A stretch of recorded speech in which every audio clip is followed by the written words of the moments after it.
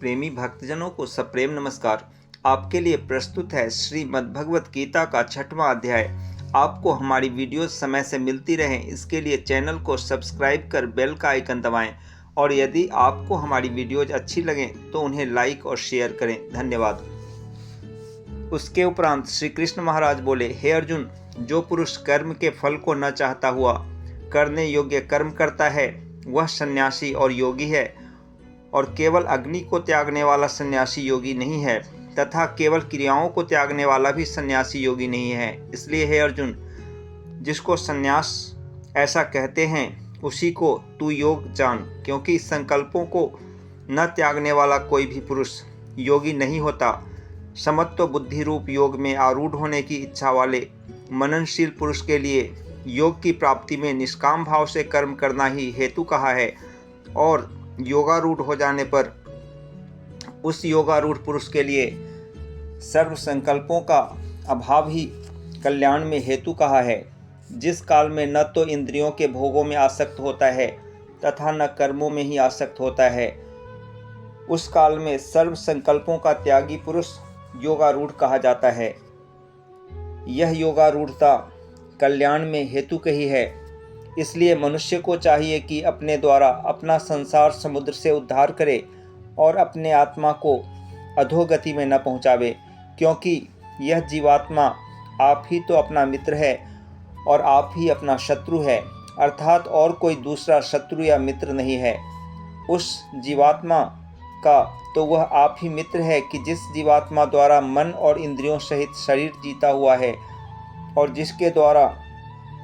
मन और इंद्रियों सहित शरीर नहीं जीता गया है उसका वह आप ही शत्रु के सदृश शत्रुता में बरतता है। हे अर्जुन, सर्दी गर्मी और सुख दुखादिकों में तथा मान और अपमान में जिसके अंतःकरण की वृत्तियां अच्छी प्रकार शांत हैं अर्थात विकार रहित हैं, ऐसे स्वाधीन आत्मा वाले पुरुष के ज्ञान में सच्चिदानंद घन परमात्मा सम्यक प्रकार से स्थित है, अर्थात उसके ज्ञान में परमात्मा के सिवा अन्य कुछ है ही नहीं। ज्ञान विज्ञान से तृप्त है अंतःकरण जिसका तथा विकार रहित है स्थिति जिसकी, और अच्छी प्रकार जीती हुई हैं इंद्रियां जिसकी, तथा समान है मिट्टी पत्थर और सुवर्ण जिसके लिए, वह योगी युक्त अर्थात भगवत की प्राप्ति वाला है, ऐसे कहा जाता है। जो पुरुष सुहृद मित्र वैरी उदासीन मध्यस्थ द्वेषी और बंधुगणों में तथा धर्मात्माओं में और पापियों में भी समान भाव वाला है वह अति श्रेष्ठ है। इसलिए उचित है कि जिसका मन और इंद्रियों सहित शरीर जीता हुआ है ऐसा वासना रहित और संग्रह रहित योगी अकेला ही एकांत स्थान में स्थित हुआ निरंतर आत्मा को परमेश्वर के ध्यान में लगावे। शुद्ध भूमि में कुशा मृगशाला और वस्त्र हैं उपरोपरि जिसके, ऐसे अपने आसन को न अति ऊंचा और न अति नीचा स्थिर स्थापन करके और उस आसन पर बैठकर तथा मन को एकाग्र करके चित्त और इंद्रियों की क्रियाओं को वश में किया हुआ अंतःकरण की शुद्धि के लिए योग का अभ्यास करे। उसकी विधि इस प्रकार है कि काया सिर और ग्रीवा को समान और अचल धारण किए हुए दृढ़ होकर अपनी नासिका के अग्रभाग को देखकर अन्य दिशाओं को न देखता हुआ और ब्रह्मचर्य के व्रत में स्थित रहता हुआ भय रहित तथा अच्छी प्रकार शांत अंतःकरण वाला और सावधान होकर मन को वश में करके मेरे में लगे हुए चित्त वाला और मेरे परायण हुआ स्थित होवे। इस प्रकार आत्मा को निरंतर परमेश्वर के स्वरूप में लगाता हुआ स्वाधीन मन वाला योगी मेरे में स्थिति रूप परमानंद पराकाष्ठा वाली शांति को प्राप्त होता है। परंतु हे अर्जुन, यह योग न तो बहुत खाने वाले का सिद्ध होता है और न बिल्कुल न खाने वाले का, तथा न अति शयन करने वाले का और न अत्यंत जागने वाले का ही सिद्ध होता है। यह दुखों का नाश करने वाला योग तो यथा योग्य आहार और विहार करने वाले का तथा कर्मों में यथा योग्य चेष्टा करने वाले का और यथा योग्य शयन करने तथा जागने वाले का ही सिद्ध होता है। इस प्रकार योग के अभ्यास से अत्यंत वश में किया हुआ चित्त जिस काल में परमात्मा में भली प्रकार स्थित हो जाता है, उस काल में संपूर्ण कामनाओं से स्पृहा रहित हुआ पुरुष योग युक्त ऐसा कहा जाता है। जिस प्रकार वायु रहित स्थान में स्थित दीपक चलायमान नहीं होता है, वैसा ही उपमा परमात्मा के ध्यान में लगे हुए योगी के जीते हुए चित्त की कही गई है। हे अर्जुन, जिस अवस्था में योग के अभ्यास से निरुद्ध हुआ चित्त उपराम हो जाता है और जिस अवस्था में परमेश्वर के ध्यान से शुद्ध हुई सूक्ष्म बुद्धि द्वारा परमात्मा को साक्षात करता हुआ सच्चिदानंद घन परमात्मा में ही संतुष्ट होता है तथा इंद्रियों से अतीत केवल शुद्ध हुई सूक्ष्म बुद्धि द्वारा ग्रहण करने योग्य जो अनंत आनंद है, उसको जिस अवस्था में अनुभव करता है और जिस अवस्था में स्थित हुआ यह योगी भगवत स्वरूप से नहीं चलायमान होता है और परमेश्वर की प्राप्ति रूप जिस लाभ को प्राप्त होकर उससे अधिक दूसरा कुछ भी लाभ नहीं मानता है और भगवत प्राप्ति रूप जिस अवस्था में स्थित हुआ योगी बड़े भारी दुख से भी चलायमान नहीं होता है,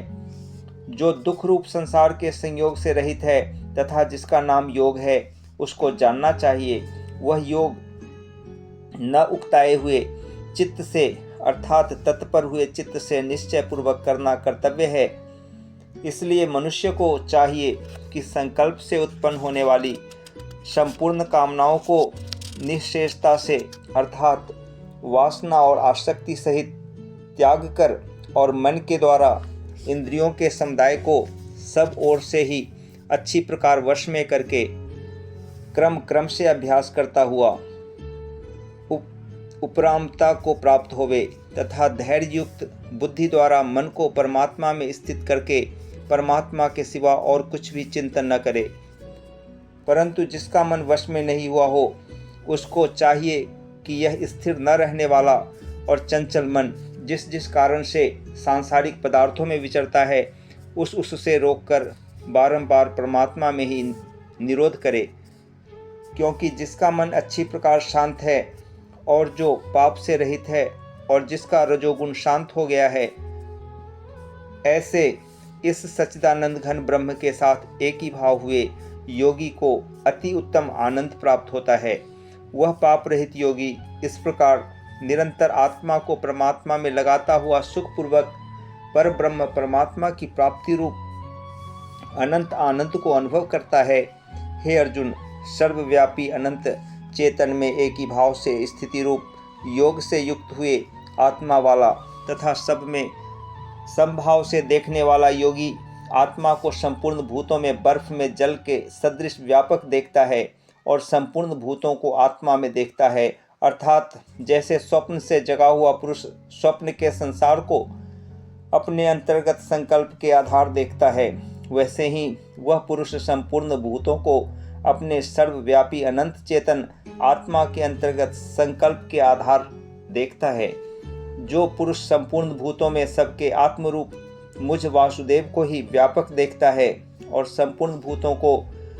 मुझ वासुदेव के अंतर्गत देखता है, उसके लिए मैं अदृश्य नहीं होता हूँ और वह मेरे लिए अदृश्य नहीं होता है, क्योंकि वह मेरे में एक ही भाव से स्थित है। इस प्रकार जो पुरुष एक ही भाव में स्थित हुआ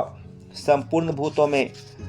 आत्मरूप से स्थित मुझ सच्चिदानंद घन वासुदेव को भजता है, वह योगी सब प्रकार से बरतता हुआ भी मेरे में ही बरतता है,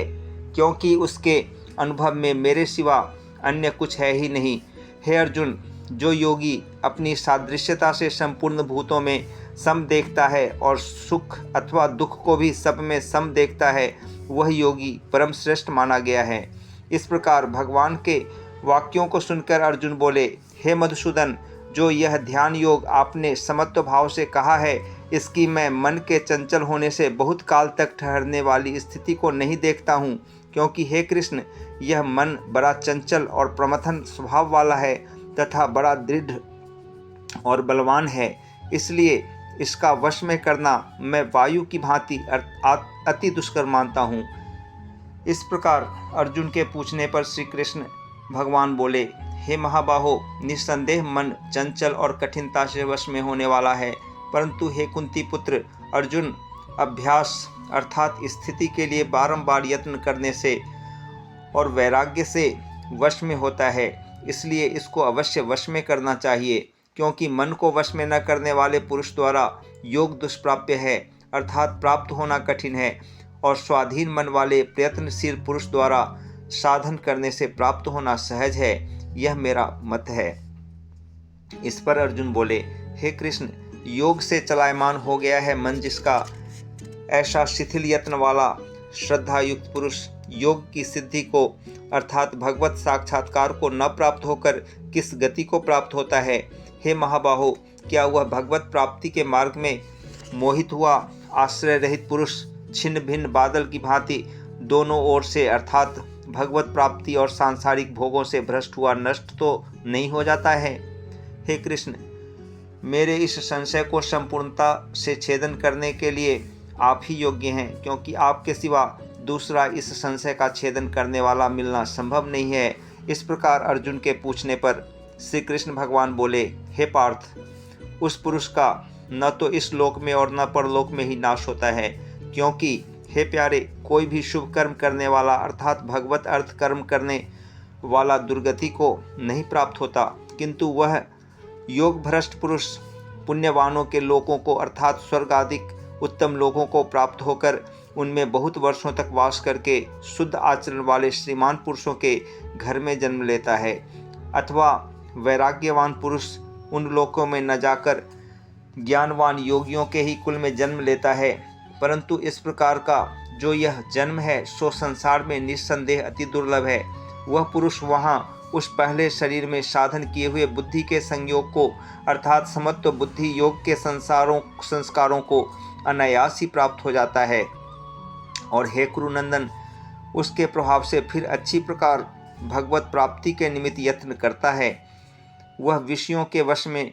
हुआ भी उस पहले के अभ्यास से ही निस्संदेह भगवत की ओर आकर्षित किया जाता है, तथा समत्व बुद्धि रूप योग का जिज्ञासु भी वेद में कहे हुए सकाम कर्मों के फल को उल्लंघन कर जाता है। जबकि इस प्रकार मंद प्रयत्न करने वाला योगी भी परम गति को प्राप्त हो जाता है। तब क्या कहना है कि अनेक जन्मों से अंतःकरण की शुद्धि रूप सिद्धि को प्राप्त हुआ और अति प्रयत्न से अभ्यास करने वाला योगी संपूर्ण पापों से अच्छी प्रकार शुद्ध होकर उस साधन के प्रभाव से परम गति को प्राप्त होता है, अर्थात परमात्मा को प्राप्त होता है, क्योंकि योगी तपस्वियों से श्रेष्ठ है और शास्त्र के ज्ञान वालों से भी श्रेष्ठ माना गया है, तथा सकाम कर्म करने वालों से भी योगी श्रेष्ठ है। इससे हे अर्जुन, तू योगी हो। हे प्यारे, संपूर्ण योगियों में भी जो श्रद्धावान योगी मेरे में लगे हुए अंतरात्मा से मेरे को निरंतर भजता है, वह योगी मुझे परम श्रेष्ठ मान्य है।